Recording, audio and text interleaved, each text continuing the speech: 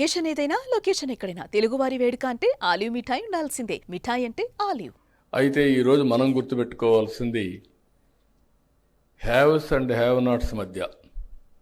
డబ్బులుండే వాళ్ళ దగ్గర ఎక్కువ డబ్బులు వెళ్ళిపోతున్నాయి, డబ్బులు లేని వాళ్ళు పేదరికంలోనే ఉన్నారు. ఇవన్నీ ఆలోచించిన తర్వాత ఆ రోజు మేము ఆలోచించింది global forum for sustainable transformation కింద. నాలెడ్జ్ ఉంది ప్రపంచం మొత్తం, టెక్నాలజీ అవైలబుల్ ఉంది. ఊబరైజేషన్ ద్వారా ఎందుకు మనం పొలిటికల్ ఐడియాలజీని అంటే పబ్లిక్ పాలసీస్ని ఎందుకు ప్రమోట్ చేయకూడదు, ఎందుకు ఆంటర్ప్రెన్యూర్స్ని ప్రమోట్ చేయకూడదని ఆలోచించాం. ఆ ఆలోచన నుంచి పుట్టిందే ఈ జిఎఫ్ఎస్టి. ఇంత మునుపు కూడా నేను కొన్ని ఆర్గనైజేషన్స్ డెవలప్ చేశాను. నాంది ఫౌండేషన్. నేను అమెరికాకు పోతే 95లో ఫస్ట్ టైం అమెరికాలో అందరూ ఒకటి అడిగారు, మీరు సీఎంగా ఉన్నారు, బాగానే ఉంది, మేము ఆ రాష్ట్రానికి సేవ చేయాలనుకుంటున్నాం, దేశానికి సేవ చేయాలనుకుంటున్నాం. ఒకవేళ ఒక్కొక్కసారి అధికారం శాశ్వతం కాదు, శాశ్వతంగా పని చేయాలంటే ఒక ప్లాట్ఫామ్ క్రియేట్ చేయాలంటే ఆ రోజు నేను మేధావులందరితో మీటింగ్ పెట్టి ఆలోచించి పేరు నేనే పెట్టి రెడ్డి ల్యాబ్స్ అధినేత అంజయ్ రెడ్డి చైర్మన్గా చేశాను. ఆయన చనిపోయే ముందు ఆలోచించి నేను అప్పచెప్పిన బాధ్యత ఆనంద్ మహేంద్రకు ఆయన అప్పచెప్పి ఇది చేశారు. ఈరోజు ఆ ఆర్గనైజేషన్ ఇండియా మొత్తం సర్వీస్ చేస్తూ ఉంది. అరకు కాఫీని ప్రపంచం మొత్తం తీసుకువెళ్ళిన వ్యవస్థ నాంది ఫౌండేషన్ అని చెప్పి కూడా నేను మీకు తెలియజేస్తున్నా. ఈరోజు అరకు ప్రపంచం అంతా కూడా మీ పరిస్థితికి వచ్చింది. ఇలాంటివి అనేక ఇష్యూస్లో మీరు చూస్తే సమాజ హితం కోసం కొన్ని పనులు చేస్తూ ఉంటాం. ఒకప్పుడు మీరు చూస్తే ఎన్టీ రామారావు గారి కళ ఒక క్యాన్సర్ హాస్పిటల్ ఉండాలని. మా అత్తగారు క్యాన్సర్తో చనిపోయారు. ఆ రోజు అమెరికాకు పోయి ట్రీట్మెంట్ తీసుకునే పరిస్థితికి వచ్చాం.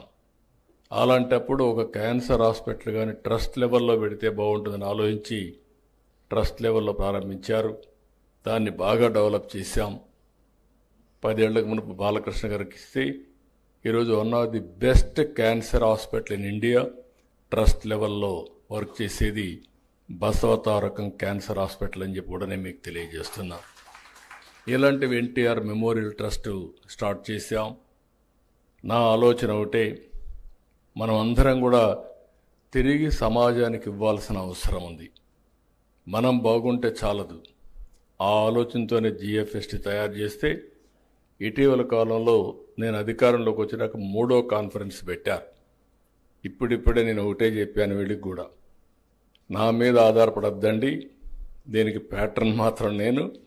మీ తెలివితేటలతో మీరు ముందుకెళ్ళాలి. భారతదేశమే కాదు ప్రపంచం మొత్తం మెచ్చుకునే విధంగా మీరు పనిచేసి ఈ పేరు తెచ్చుకోవాల్సిందిగా టక్కర్ గారికి, సంజయ్ గుప్తా గారికి, కుటుంబరావు, రామనాథన్ గారికి నేను ఆదేశించాను. ఆ దిశగా వాళ్ళు పయనిస్తున్నారు. వారికి మనస్ఫూర్తిగా కంగ్రాచులేషన్స్, ఆల్ ది బెస్ట్. బాగా చేస్తున్నారు. ఇప్పుడు కూడా చూస్తే మా పొలిటికల్ మీటింగ్లో హాఫ్ అన్ అవర్ అయితే లేసి వెళ్ళిపోతారు, కానీ ఇక్కడంతా stakeholders are very keen. మీరు 3 గంటల నుంచి చూస్తున్నా పోటీపడి పార్టిసిపేట్ చేస్తున్నారంటే it is a very good experience. ఈరోజు మనం పెట్టుకున్న కాన్ఫరెన్స్ మీరు చూస్తే లైవ్ స్టాక్. ఇందులో లైవ్ స్టాక్లో ఇప్పుడే చాలా క్లియర్గా టక్కర్ గారు వీరందరూ ఎక్స్ప్లెయిన్ చేశారు. ఇందులో మీరు చూస్తే 42 లక్షల మంది లైవ్ స్టాక్ మీద కుటుంబాలు ఆధారపడుతున్నాయి. ఇందులో 3 కేటగిరీస్గా చేశారు వారు. ఆ 3 కేటగిరీస్గా మీరు చూస్తే దగ్గర డిఫరెంట్ కేటగిరీస్ కింద వారు ఒక ఎక్సర్సైజ్ చేసి ఆ 3 కేటగిరీస్ని కూడా కొంత హోంవర్క్ చేసి ఫైనలైజ్ చేశారు. అందులో మీరు చూసినప్పుడు చాలా, అంటే నేను కూడా చూస్తే ఈరోజు 13.5% జిఎస్టిపి కాంట్రిబ్యూషన్ ఒక్క లైవ్ స్టాక్ మీద వస్తుంది.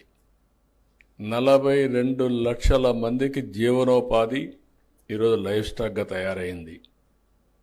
అందులో మిల్క్ ఒకటి, డైరీ ఒకటి, మిల్క్ తర్వాత పౌల్ట్రీ ఒకటి, దీని తర్వాత మీట్ ఒకటి, ఈ షీప్ కానీ ఇవన్నీ, ఇప్పుడు పిగ్గరి కొద్దిగా అక్కడక్కడ ఉంది. ఇవన్నీ చూసినప్పుడు కామన్ మ్యాన్ అంతా కూడా చాలామంది డైరీ వల్ల కరువు జిల్లాల్లో జీవనోపాధిగా వస్తూ ఉంది. 15 రోజులకు ఒకసారి డైరీ నుంచి డబ్బులు వస్తున్నాయి. ఆ డైరీ నుంచి వచ్చే డబ్బులతో వాళ్ళ జీవనోపాధి కూడా సులభం అవుతా ఉంది. పిల్లలకు స్కూల్ ఫీజు కట్టడం కానీ, లేకుంటే ఫ్యామిలీ మెయింటెనెన్స్ కానీ, ఇవన్నీ చాలా సులభంగా చేసుకునే పరిస్థితి కూడా వస్తున్నారు. సుమన్ టీవీలో మీ పర్సనల్ అండ్ బిజినెస్ ప్రమోషన్స్ కోసం కింది నెంబర్కి కాంటాక్ట్ చేయండి.